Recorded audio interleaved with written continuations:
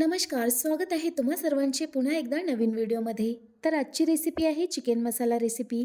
ही recipe मी त्यांच्याकरिताच घेऊन आलेली आहे जे म्हणतात ना, की आज रस्सा-रस्सा नको, सुकं-सुकं बनव. तर अगदी ही रेसिपी तुमच्याकरिताच आहे. रेसिपीला सुरुवात करण्याअगोदर मी तुम्हाला एक विनंती करते, जर तुम्हाला माझी व्हिडिओ आवडत असेल तर चॅनलला नक्कीच सबस्क्राईब करा आणि एक छोटासा लाईक पण करून द्या.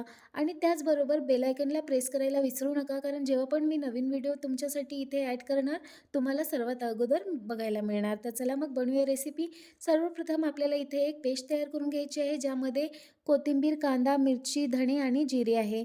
त्याचबरोबर एका पॅनमध्ये 2 चम्मच तेल ॲड करून काही चिकनचे पीसेस गोल्डन ब्राऊन होईपर्यंत फ्राय करून घ्यायचे आहे. नंतर त्या पीसेसना वेगळं काढून ठेवायचं आहे आणि त्याच कढईमध्ये आणखी 1 चम्मच तेल ॲड करायचं आहे.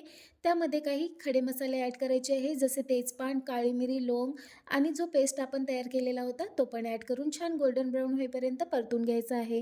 त्यानंतर त्यामध्ये ॲड करायची आहे टोमॅटो प्युरी. टोमॅटो प्युरीला पण छान 2 मिनिटापर्यंत तुम्हाला परतून घ्यायचं आहे. याच पद्धतीने करून बघा, अगदी अप्रतिम अशी डिश तयार होणार आहे. चिकन मसाला रेसिपी तुम्ही जे पण बनवत असाल ती विसरून जाल आणि हीच बनवून बघाल.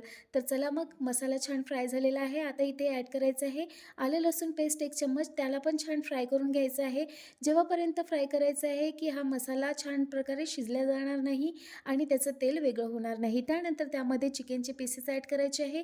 त्यांना पण 1 मिनिटापर्यंत छान फ्राय करून घ्यायचं आहे आणि मग यामध्ये ॲड करायचं आहे मीठ, तिखट, त्याचबरोबर धणे मसाला, हळद, काळा मसाला किंवा चिकन मसाला पण तुम्ही ॲड करू शकता आणि त्यांना पण छान प्रकारे 2 मिनिटापर्यंत शिजवून घ्यायचं आहे.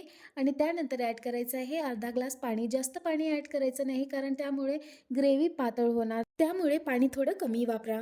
तर इथे बघू शकता चिकन मसाला रेसिपी रेडी झालेली आहे. त्यामध्ये आता ॲड करायची आहे आपल्याला कोथिंबीर. कोथिंबीर ॲड करून सर्व्ह करून घ्या. याला आपण चपातीसोबतही खाऊ शकतो किंवा भातासोबतही खाल्ली तरी मजेदारच लागते. तर चला मग, याच पद्धतीने तुम्हीही ट्राय करा आणि नक्कीच सांगा की रेसिपी तुम्हाला आवडली की नाही. आणि अशाच साध्या-साध्या, सोप्या-सोप्या रेसिपीसाठी आपल्या चॅनलला नक्कीच सबस्क्राईब करा आणि एक छोटासा लाईक पण द्या.